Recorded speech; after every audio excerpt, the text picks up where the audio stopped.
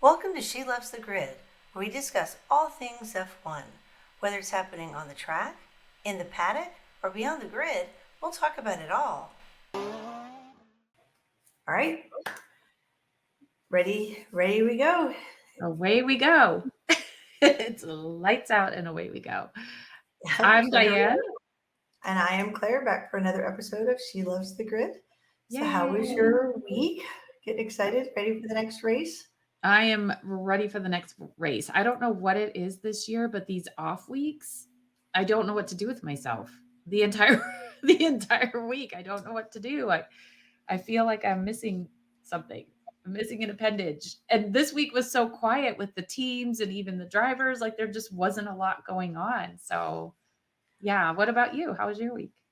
Yeah, same thing. I felt like, I don't know if it's because I just so much stuff to do and just, real life.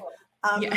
I felt like I felt like I was missing something. Like, was I not keeping up? Was supposed to be doing something? Just why wasn't there enough F1 in my life? I almost was stalking the F1, social media just to find stuff, right? Because it Yeah. just, yeah, it was kind of quiet.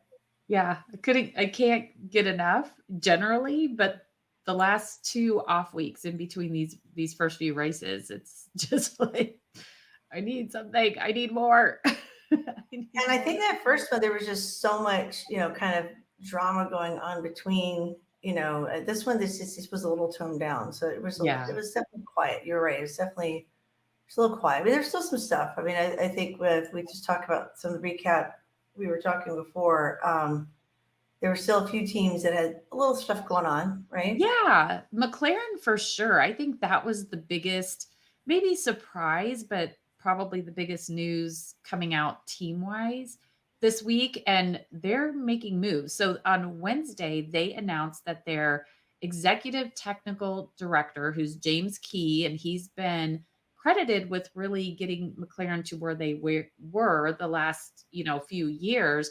He left as part of a restructure. So what McLaren announced is that they're moving to an F1 technical executive team. So they're going to have 3 people specializing in like different technical roles. And I think it's like aerodynamics, car concept and performance, and then a technical director for engineering and design. So those 3 people are going to, I guess, work together to kind of get the car where it needs to be. Um, the statement said that it's been in the works for several months. Who knows if that's true or Mm. not? Part of me kind of thinks like James Key might be thinking you have to hire 3 people to replace me, like for the run role. But of course, Zach Brown, not our favorite CEO, said that it's been clear to him that for some time our technical, why can't I say it? Technical development has not moved at a quick enough pace to match our ambition of returning to the front of the grid. So that was his take on it. I Well, mean, it'll be I interesting guess though. we'll I mean, see. he has been, as we've pointed out before, he is one of the few CEOs that is so hands-on and so like present and Yeah. visible, right? And not that Yeah. CEOs aren't, very aware. Um, how much of it is him and how much of it, if you've got 3 heads trying to make all these decisions collectively, which could be difficult, is he going to be the overriding factor? And is that still going to make the team ultimately still go down the path they've been going?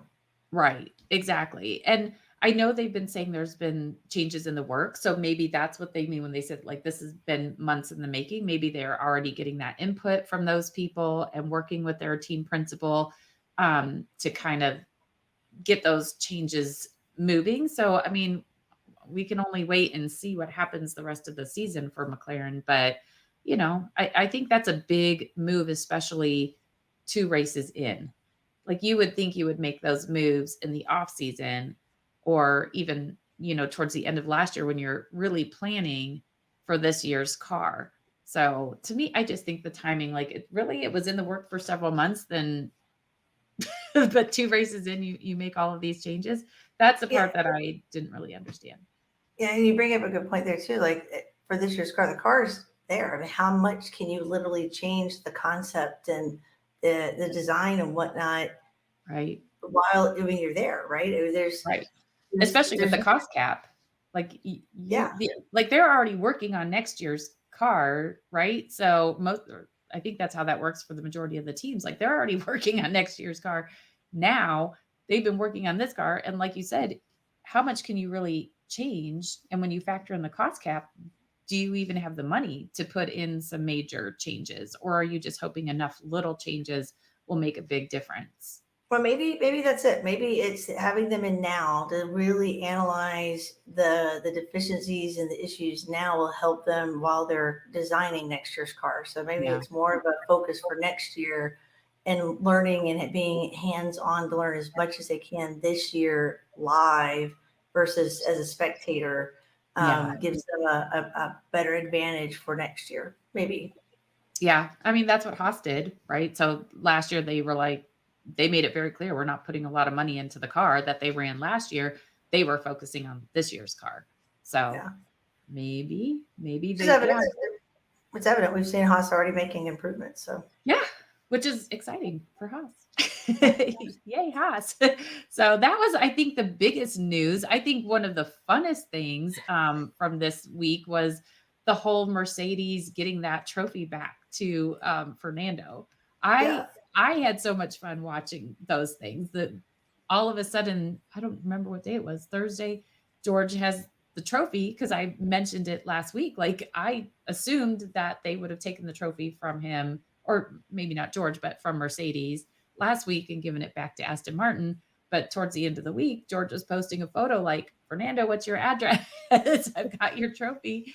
And then the super cute little video, like major props to the Mercedes team, like for creating that whole adorable video of driving it the 13 miles over to Aston Martin's But headquarters.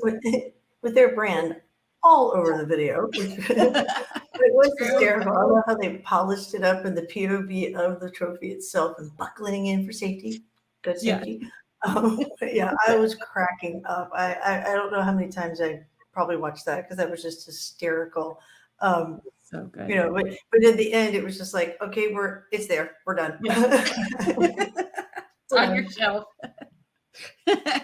I thought that was really cute. I do think that Mercedes, their social media team, really seems to be setting up some really cute videos. They've done a lot, mostly featuring George. Um, there was the other one, was it last week, where they opened the door and he's standing there in his signature F1, pose that everybody's doing memes of, asking, what are you doing? So I like that they're kind of having a lot of fun with that this year. And It's then nice to see.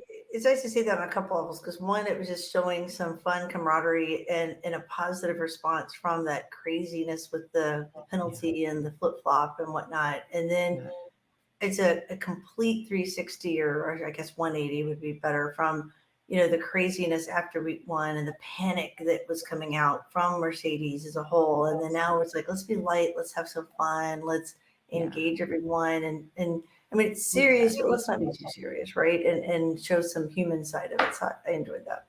Yeah. No, I think that's awesome because you're exactly right. The week before, they were drowning is how it was coming across. And even Friday, I woke up and it felt like Groundhog's Day. It was another post from their social media, their Instagram saying, we're moving forward, we're working hard, who's with us? And it's like, oh my God, every week do we have to be like, we're with you? Yeah. One So I of thought us. they had been so successful with all the other stuff, like you said, making it lighthearted and having fun with George. And then it was back to like, ugh, I'm over it. Stop. Like, so, but they're not drowning. They are doing really well. So I can't wait to see them in Oh, Australia. wait, it's the one that's drowning a little bit though. Is your team Ferrari? Ah, Ferrari. I know. And I would say like overall, I think they have been kind of quiet. There is some of that, we're doing everything we can. Um, social media stuff, but at the same time, like there are little things coming out. Like, Charles has said he's not happy with the car.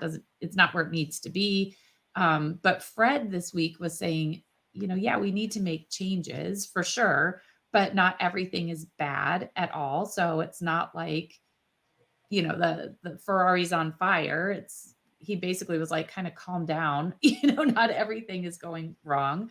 Um, he seemed to think that their showing in Saudi Arabia was because of the hard tires, which I thought was interesting. Like Charles really did a really good job moving up very quickly.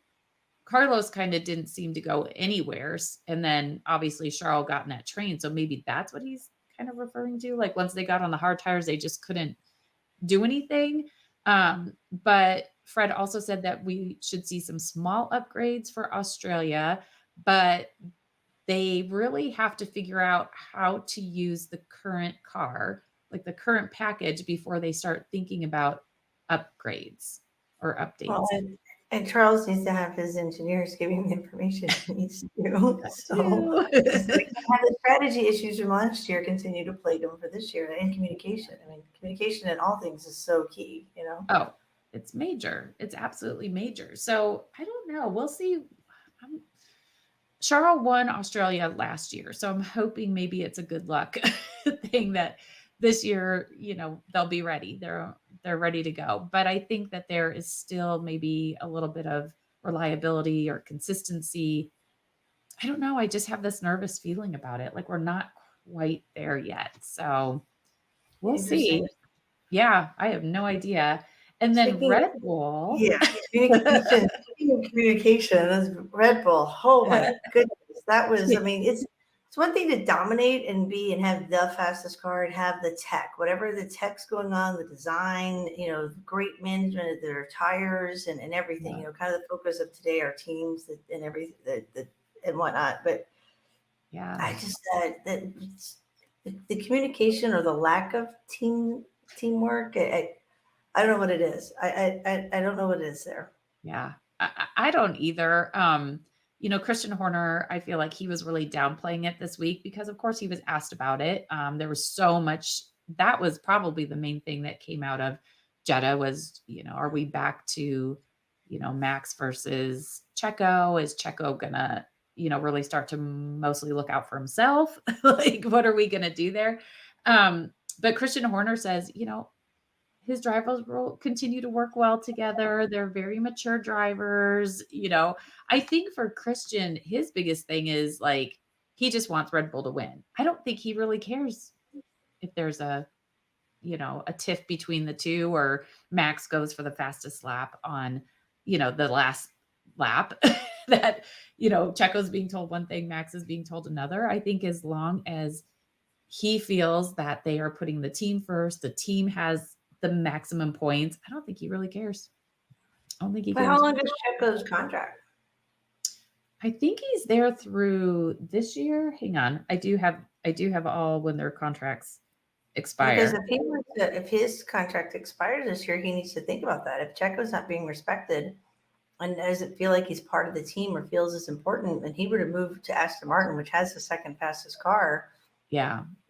or I don't know if Aston Martin would do that, or to another team, and that team takes away points. It's one thing to have the fastest car and have one good driver and one car that even if they've got the fastest car, if you don't have the driver who can handle it and can keep you there, what are you going to do? How are you going to keep the Right. points? Yeah. So Checo is there through 2024, but we've seen what happened with Danny Ric. He had a contract. They basically bought him out.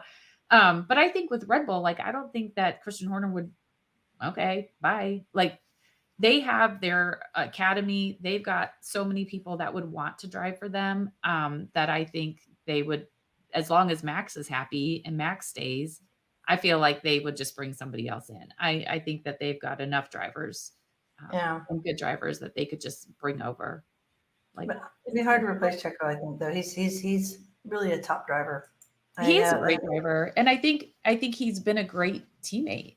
That was one of the biggest issues last year was, he has done a lot of work for Max to help get Max where he is. And I think if you take that for granted and you don't reciprocate from at least time to time, yeah, what Wow. he's got to look out for himself too. I mean, they're all there to win. Granted, Max is the world champion, but here we are. one win each, one second, place each. Still have a long way to go. But if they, like you said, are the dominant car, which they very much appear to be, then yeah, why shouldn't Checo try to go for it? Why shouldn't he be the world Yeah, champion? and had he gone for it, had he pushed harder, had he not played the team line, he could Yeah. have blown Max out of the water. And maybe Max needs that. Maybe Max needs to be taken down a few pegs.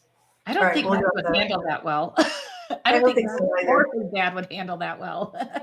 No. Not so much. Trying to think what else. Yeah, pretty much everybody else, like, I Well, feel Williams, Williams. So, yeah, Logan feeling very confident, he said. He's learning more. Things are becoming very natural to him in that car, and he's wanting to make that natural feeling, like, more second nature, which is great. Like, that's exactly what he should be. He should be able to react instantly as second nature in the car. So, he's been doing really, really well so far. So I am again excited to see him as he continues to grow. And if he's already feeling confident, which I mean, not to put words in anybody else's mouth, like Piastri did good last time, but I don't know if maybe Piastri and De Vries are feeling that kind of confidence with their cars, with their performances so far. So if Logan's already feeling confident and they continue to push, awesome. That's fantastic. yeah, it'll be interesting to watch. I did. We were talking earlier, just some of the being a down week and the social media stuff. I did get a kick out of Albon's response to one of the questions about how his apps on his phone were basically Yes. all maps because he gets lost. So I can't get lost on the track though. So that's good. You can. I guess as long as you go out the right way, like you're good. He's Don't get awesome. lost But going in and out of the pit. All right, yeah, like you said, most of the other teams were pretty quiet. Not a lot going on there. not a lot happening. Thursday, I was thinking, is this like simulator Thursday? I don't remember everybody posting photos of them sitting in the simulators like all on the same day, but they were all in the simulators with the Melbourne track on their little, screen. So we'll see what happens. I think as we're speaking now, the majority of them are touching down in Australia, getting ready for this week. So Yay. exciting. Race week. Let's get to our grid basics. So we Yes. talking about tires. You and I think of you doing the majority of it, but did our own kind of crash course in tires, all things tires with a Y. Yes. Tires, I mean, it's a very, very important aspect. It may not be something that, especially if you're new to the sport, that you would really think about. Like, yes, they need tires to get around the track, but the type of tires, how they decide what tires to use, how that's used in strategy is huge. Like without the right tires, you're not going to be passing people. You're not going to win the race. So, um, this year they did add a new compound. So, well, I guess we should probably start and say that Pirelli is the tire manufacturer. They provide the tires for all of the teams, which I think in the past that wasn't the case. I don't know how many years ago that was, but I think in the past, like teams could do their own tires. But Pirelli has been making the tires for the last few years. And this year they added another option. So I don't want to get too technical here, but And what we put up here just to kind of help, because you see the colors. You actually will literally see these colors on the yes, cars, right? And we've yes, got it kind of showing here to kind of help. And this is the links at the bottom to the Pirelli website. We're just pulling information to kind of share. This is showing from hardness down to softness. So the ones on the red are the hardest, right? The no, those are the C5 softest. softest, right? Reds, That's right. reds are soft. Softest, right? See, I get it backwards. Thank you for correcting. Softest down to the hardest, right? Getting down, Yep. and um, and then that red shows it. No, the one I saw when I read up on there is that the without the brackets is would be the C4. So it starts with a bracket, and then that line on the outside, and then the bracket comes off. So the C5 has the bracket, and that would be the 4. The 3 has the bracket. The 2 doesn't. The 1 has it, and then the 0 doesn't. So if you really want to get technical, but when they're spinning, who can tell? Yeah. It's just But red, you yellow, can or see black. like when they're like lining up or when they're pitting, and you will easily be able to see, okay, the red is soft. The red is soft. Let's kind of go through those. So red, you will see that a lot during qualifying when they're on their flying laps, like the ones that they're hoping, put them into the next, Q1, Q2, Q3. So mostly you'll see them using red. During practice, you could see any combination of these. They're trying different things during practice, right? So they might, if it's a track like uh, Bahrain, they might be trying the whites, the hards, because they want to see, okay, this is a very abrasive track. Like, how does this hold up? So the reds are your soft tires. And when you're looking at this thing, the C stands for compound. So C5, C4, C is compound. The reds are typically the fastest. It's going to be, again, what's used for qualifying. It's a very short lifespan. So you're not going to see them running these for very long. So you might see, especially the people at the front of the grid on race day, starting with the softs, because they can take off. It can get them up to speed very quickly. They can maybe gain some spots, but they'll probably pit around like lap 15 or somewhere in there and move to one of the other compounds to finish out the race. Or depending on the race, they might have a 2 pit stop strategy. But especially for the people at the front of the grid, they're most likely going to be on the softs. They want to go quick. If you're towards the back of the grid, you might have a different strategy. You might start with a medium. You might start with the hard to just get more laps going, to have more laps under your belt before you actually have to stop. The hards, skipping over the mediums for a second, the hards generally are around 1 second per lap slower. So you might want to use these again, say in Bahrain, where it's a very abrasive track. You need something more durable. So that way you're not having to stop as often. So that's when you would use the hards for the most part, or you really want to have a long run. Like, you just want to go as far as you can before you have to pit in that race. And the medium is kind of a combination of both, right? It has durability and it has speed. So yeah, and then you picture extra colors. So it's kind of hard to tell in these pictures, but if you go to that link and look it up on Pirelli, the intermediate, the green, is for wet, is when they're raining, right? So I've heard it a few times, the C0 through C5 are called slicks. There's no tread. Those of us have our tires in our cars. There's tread. You want tread because it grips the road. There's no tread, right? So the intermediates actually have a tread to help for gripping for rain. And it's the most versatile, and that's why they call it intermediate. It gives them some speed. It gives them the traction while it's raining. But if it's not called a wet tire per se. If it's a heavy rain, then they will go to the wet tire, which is the blue. And that gives them a lot more traction and control. However, they also have got a lot more spray. So there's a lot more chance of limited visibility and whatnot on those because of the grooves and throwing more water up. Exactly.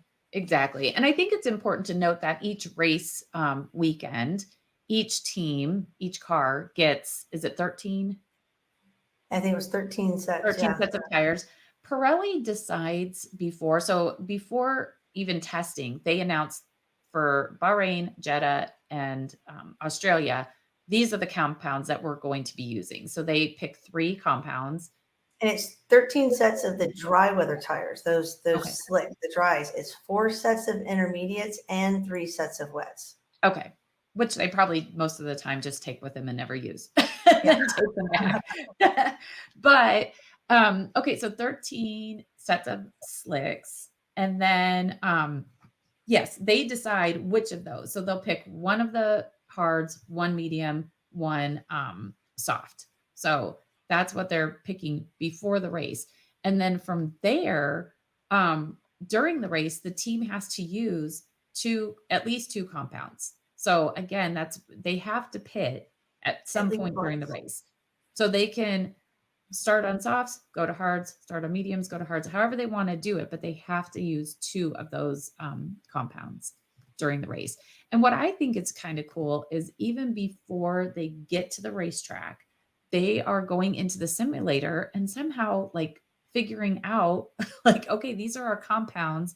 We're going to put that on our simulator and Oh, determine which is going to be their best options as far as, so they'll create different strategies based on, well, if we start at the front, let's run a simulation, using softs and then moving to the hards.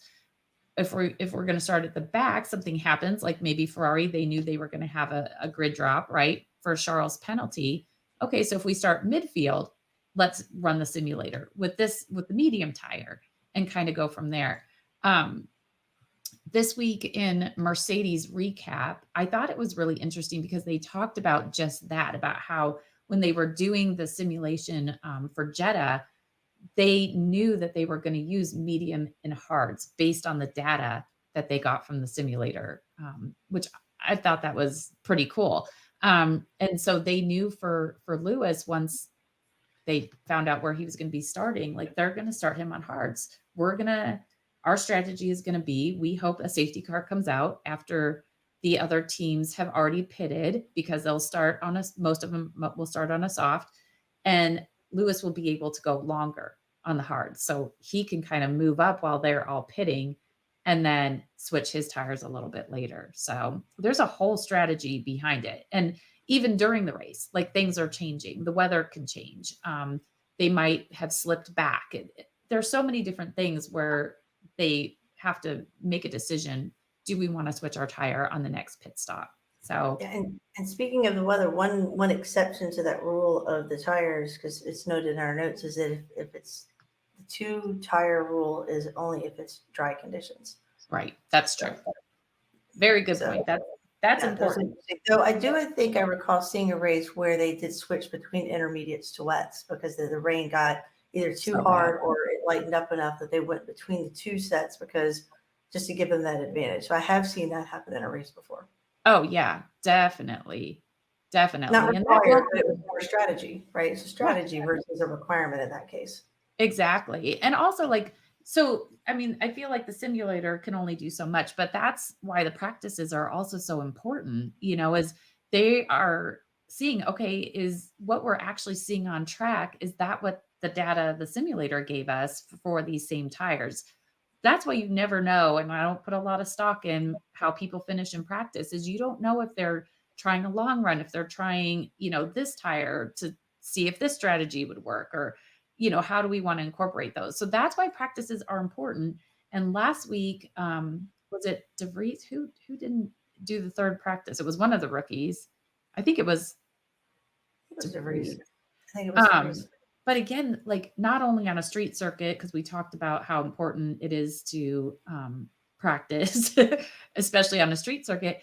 But again, the teams aren't getting the data that they need on the actual track with the actual tires, so they can take that data and use it for the Especially race. in a car so early in the season. It's a new car, right? You just Right. you really need that. You need that, right? The Yeah.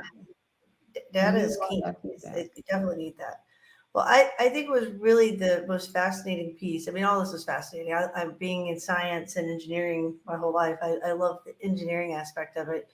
The coolest thing, though, I will have to say, also being wanting to hopefully keep the planet around for our kids and their kids eventually, is what happens to the tires afterwards. 'Cause that's a lot of tires. 13 sets of tires of just dry, 4 Yep. of the other 2. Think that's what 13, 14, 15, 16, 17, 19 sets of tires. That's a lot of tires. It's a lot of What tires. happens after the race with the tires? Each race, Yeah. 23 races. I didn't even do the math. That's a lot. Let's just say that's a It's a lot. lot. And even if they don't use a tire, if it's put on a F1 rim, I think because of the force or whatever, even if they never use it, that tire cannot be used, because when you're taking it off, like Yeah. it messes up the tire. So it can't, so it's not even just those 13. So I did think it was really cool because, like you said, the environment is very important to us. But F1 has a sustainability goal where, because they're traveling all over the world and the tires and the cars and everything else, they have a sustainability goal. So after the race, the tires are all shipped back to England and they're finally shredded. They with other tires from regular cars as well, but they're finally shredded. into these small pellets, and then they burn them at this really, really high temperature to use as fuel for cement factories, which I'm trying to like picture how like how that works. But anyways, because they burn it at such a high temperature, there's no harmful fumes that are released during the process. So So I just cool. thought it was kind of good that they are using that for like basically recycling it to use for something else. And the tires aren't just going into some giant trash heap somewhere that we don't know about. Yeah, I've seen those growing up, just piles of tires sitting Yeah. over. So that's Yeah, pretty and great. if those catch fire, like, oh my gosh, that's horrible. So I really liked that, Pirelli is doing that. They're taking the extra step, probably for their own company, but also to stay in line with, F1's priorities. No, I think that's awesome. Yeah, so I Well, mean, tires, it might have been a little bit of a boring grid basics, but at the same time, I don't think so because it's no, so I think vital to the well, outcome of these races. yeah, and it's again, what we want to do here is educate and help people learn about the strategy because the more you know and understand, the more it helps get into the sport as well and really get, understand why drivers do things and why teams make decisions and why did they pit here and why not there. And it helps you understand versus just sitting there going and getting frustrated because of a decision that gets Yeah. made, right? Exactly. That's what we're trying to Exactly. do. And I think again, one thing we didn't necessarily mention is it is important. And one thing Pirelli takes into account when they're determining which three compounds they want to use for a race is like temperature. So obviously, last weekend the track temps were very, very hot. Is it a more abrasive track? So we know Bahrain is very abrasive, but last week wasn't as abrasive. So there's all of these other things aside from the teams, the strategy, and all of that stuff that really go into determining. And then also, one thing that I mean, this might be something you have to go into because you are the more techie, engineering type brain, and I'm not, but it's that downforce also. Like when you're on a particular track, like you need a tire that's going to help with your downforce, which is going to help with your speed. And like already I'm just like eyes are glazing over just saying it, but but We'll have to but cover that that. is We'll have to also cover that. super important. That'll have to be one of our grid basics, talking about the science of that. And it's just STEM, folks. STEM is a good place to go if your kids are thinking about where to go. STEM. See, even a STEM degree can get you into a racing career. That's Yeah.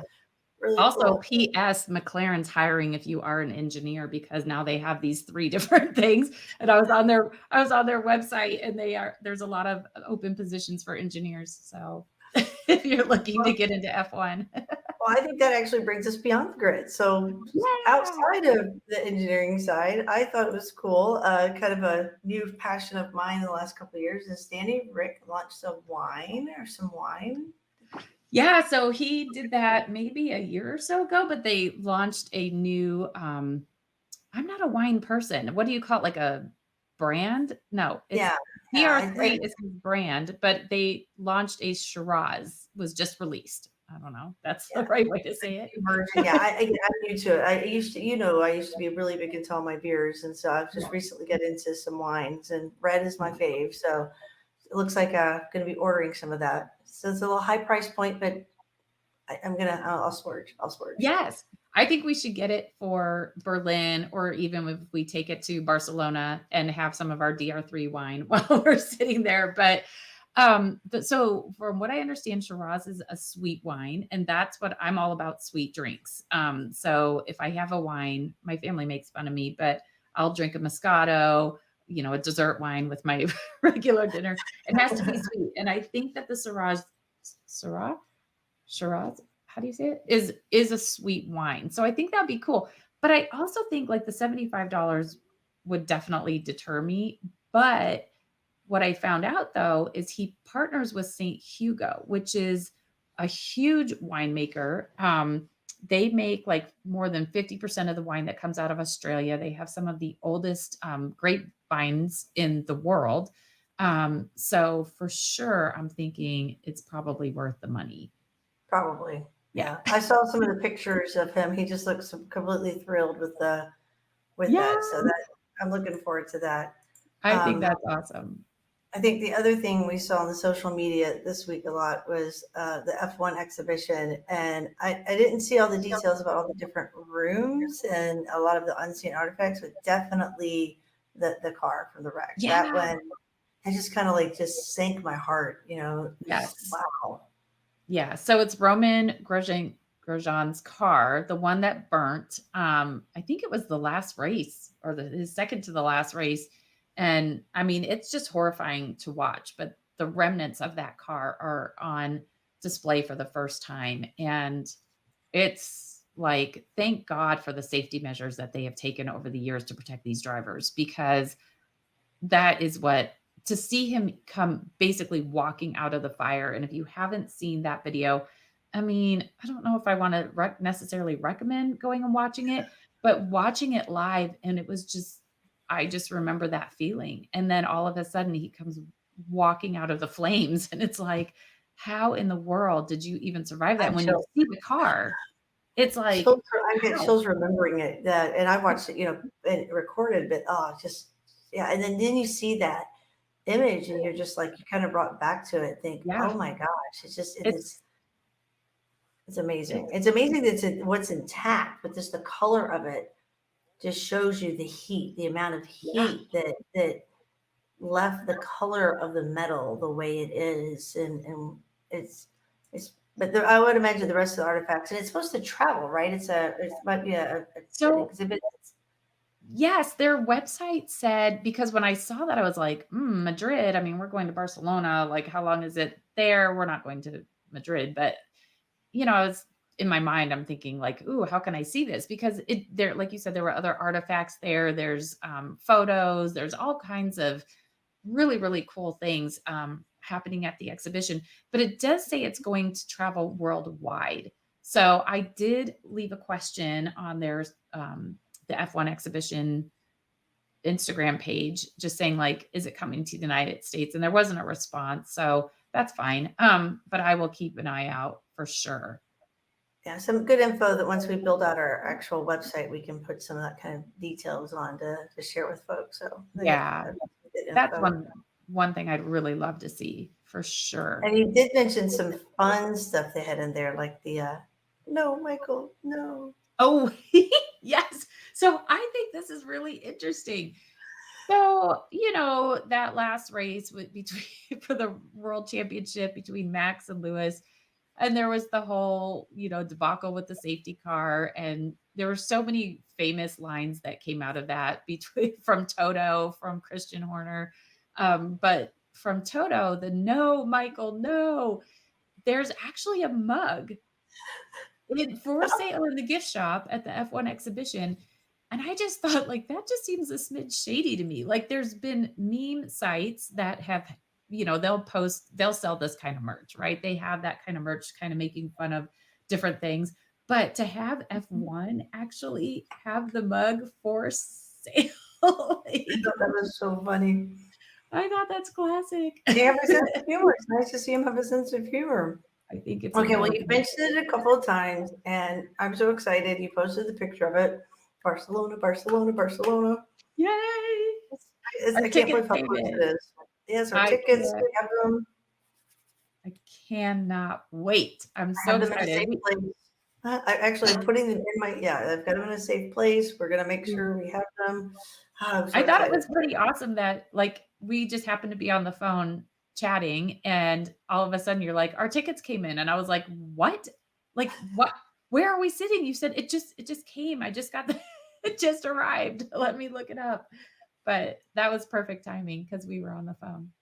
Yeah, I'm so excited. We've got a great spot. I love where we're sitting. Me The too. recon that we did to check all that out, and I think we're gonna try to live broadcast, or definitely our wrap show will be after, like, in Barcelona. But Yeah. we'll together. It'd be nice to have our first episode together. Yeah. Um, but I think we'll I'm do a lot that week. I think we'll do some, like, Instagram lives. I think we can throw some stuff up on YouTube. So if you're following us on YouTube or you're not, go subscribe, especially prior to the Barcelona race, because we'll be putting a lot of stuff up. And yeah, I think that's going to be so exciting. I'm already trying to figure out what am I packing. I've got all my Ferrari, my I have to Ferrari buy shirts. shirts. I've got to get some stuff. Or I'm going to be wearing nerdy shirts the whole time, so I've got to get some actual F1 shirts. And we have to get our merch. Got to have some She Loves the Grid merch. Yes, we will. That's a little tease there for everybody. We are working on some She Loves the Grid merch, because she could be anybody. It's us, it's you, it's your partner, it's your girlfriend, it's your sister, your daughter, whoever. She can be anybody. She loves the grid. So hopefully we'll be announcing that pretty soon. Definitely before Barcelona. Yes, definitely. But we did see those additional tickets open up. We mentioned, and oh boy, that was Oh boy. So Vegas, yes, a couple weeks ago, I think I mentioned that they were releasing tickets. I have a credit card that had pre-sale, so I was like, well, let me just go on and see because I'm not too far. I could easily drive to Vegas from where I am. And girl, it was like $1,800 to $2,000 a seat.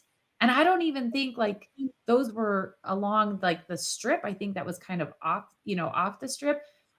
I I didn't pay that much for my airfare to go to Europe for a week. Like, what in the world?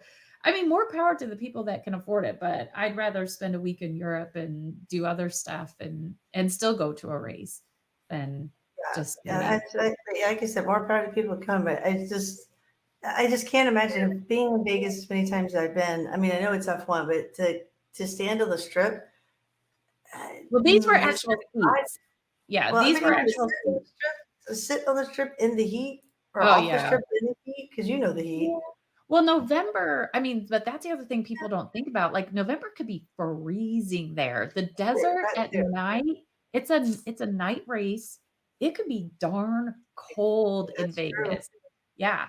I've True. been there and when the wind comes through, ooh, it like cuts right through you. So, I mean, now listen, if somebody wanted to sponsor us going or somebody Oh, wanted to host us going, like okay, we're I'll all there. come. We're all there. We'll come, We'll but go, I Andrew. can't. We're there. But yeah, Beggars can't be choosers, right? beggars can't All be right. Well, a choosers. couple of fun things we wanted to wrap up before we get into next week. I know we had talked about how we haven't really talked much about Angela and Lewis Hamilton's relationship and her leaving the team after what 7 years. Yeah, Um, and I just like what you and I were talking about. I think it's kind of cool that she was able to, whatever the reason, make that decision and come out with the team and announce it, and then just go do what she needs to do. And that's gonna be hard. I mean, to make such a public yeah, decision that fans and everybody going to speculate and it be so public, right? Who leaves their job and the whole world finds out about it, right? yeah, So um, and everyone's under scrutiny. And I think every person can claim different types of people have different types of scrutiny. But a mom, female, and all that's going to have just this other set of eyes on them, I think. And so I think I think they're handling it quite well, and the yep. extra pressure of all the media and people trying to speculate and ask why. And I think you said you saw some fun pictures of her recently, seem to Yeah, having her she's enjoy her life. So that's cool. And we haven't talked yeah, about it. Just there wasn't much to talk about other than no. she's And changing jobs. we will never go down the road of like speculating. Well, I Yeah, guess we do kind of speculate. We speculate on, Max's dad and whatever, but those kind of things, like that's that's not something that I think we will ever get into. It's a decision that they made together. Um, they seem to still have the most, utmost respect for each other. If they want to talk about it, then yeah, we can talk about it more. Today, I do follow her on Instagram, and today she was, I think, paragliding solo for the first time. And so, you know what? Angela's out there living her best life, and I say more power to her. Like, go do your thing, girl. maybe she get some time to spend a little time with her kids that are growing up and Yeah. enjoying Yeah. that and everything. So, It goes quick. So I mean, to travel as much as she has, yeah, over the last few years, and each season over the last, it keeps getting longer and longer. And even though like your kids are teens, like that, they need you as much then as they do when they're little. And before you know it, they're gone to university. They're living their own lives, and you can't bribe them to like, even travel with you anymore.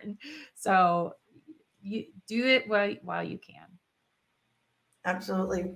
I know we're coming up on time. You'll go ahead and talk about next week's race. Yeah, so we go to Australia, and let me tell you, like, it just looks like a good time, right? Like, it just all I'm seeing is stuff about, like, drinking and partying and all of that good stuff. So one of these days, maybe we're gonna have to get down to Australia and have an awesome F1 week. My Um, my dream is to go to Australia. The koala is my favorite animal. Scuba diver. Like, I gotta yes. go. I was able to go a long, long, long time ago. I was, like, 20. So I would love to go back for sure. It What was was it, like 5 really years ago, beautiful. right? What's that? That was like 5 years ago, right? Exactly. Thank you. Thank you. But here's the thing about the race. It's at 10 o'clock my time. Yeah, and you don't like to PM, stay up 10 late. PM. Yeah. Yeah, and you don't like to stay up late, but it's at 7 a.m. my time, AM, and I don't like to get up early. So we're I both don't gonna like be sitting there groggy, you know? and I don't like to stay up late, so I'm already trying to, like, figure out how do I make this happen where, like, I every night this week, I think I need to stay up a little later, a little later, a little later, make And myself some nachos or something to have. and lately, because I've been doing a lot of US hours, I've been up till 6 a.m. my time. I'm like, wait a minute, I'm gonna have to go to bed early to get up early. Yes, you How am I are. gonna Yes, you work? are. Oh my gosh, yeah, I it's gonna feel be like I can handle qualifying because it's also at 10 o'clock, but it's only an hour. So I know I can, go to bed at 11. That's not gonna be too horrible, but yeah, that's gonna be tricky. But so obviously Danny Ric is from Australia, so I'm sure he'll be down there. But we don't really have him as his home race, but it is Oscar Piastri's home race.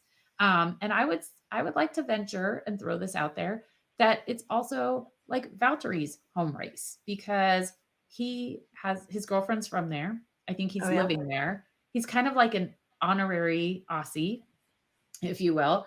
And he's doing like really cool stuff prior to this race. So he has like this coffee promotion thing going on with it's like I don't know, there's a coffee bag and there's an actual like tote bag with his mullet. He's got like his little um tank top on.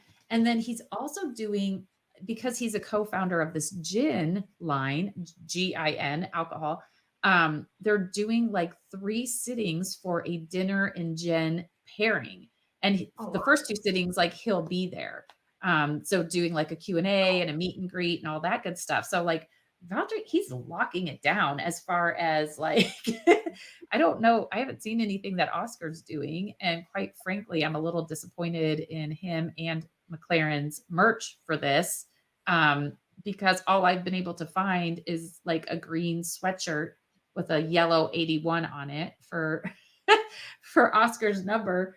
Meanwhile, Williams, continuing to kill the merch game this year, has come out with a whole line for the race in Australia. And it's cute.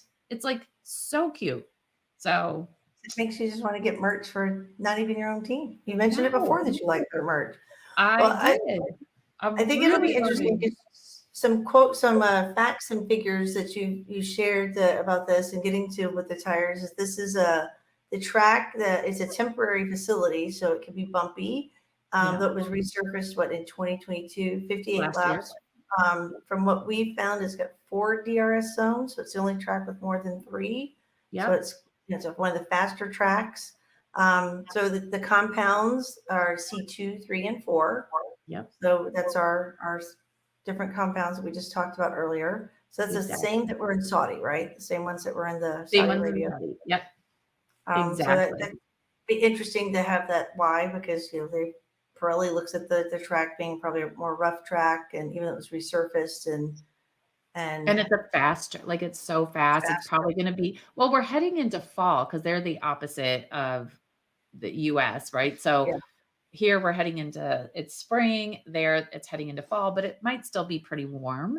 And Saudi was obviously very warm, so that's Yeah. going to be taken into account. But I like that it's another really fast track.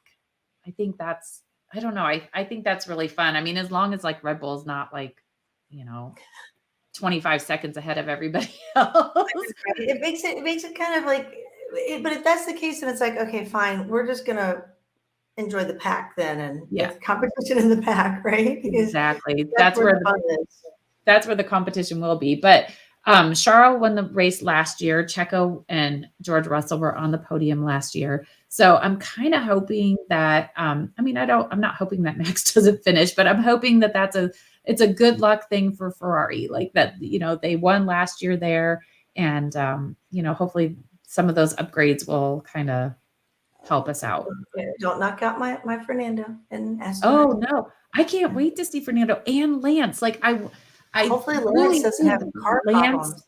he would have done so well. Maybe not on the podium, but I think he would have been like 4th or somewhere in there. So I'm hoping that this go round, since it's a fast track, I would love to see them both finish. I want to see how they're doing because now he's even that much further away from his wrist, surgery.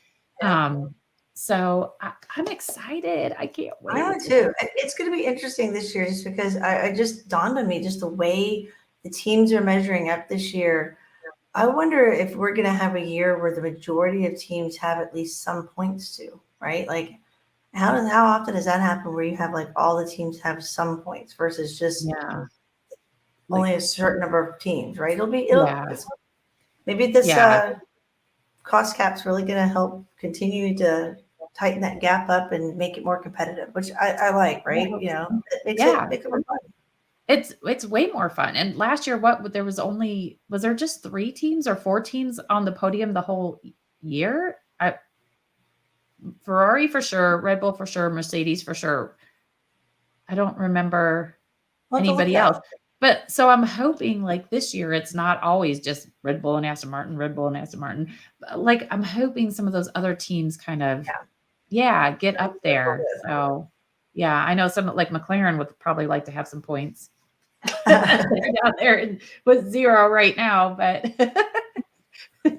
they're getting there. Here's to the next weekend and crazy hours, and it means we can record a little earlier, and so hopefully get some more questions. We did open up a poll on one of the podcast sites allows for polls, so there or on our social media, let us know if there's what we should cover on our Grid Basics, because we want to keep researching and sharing info, and hopefully we can meet some people in Barcelona. So keep pushing for that too.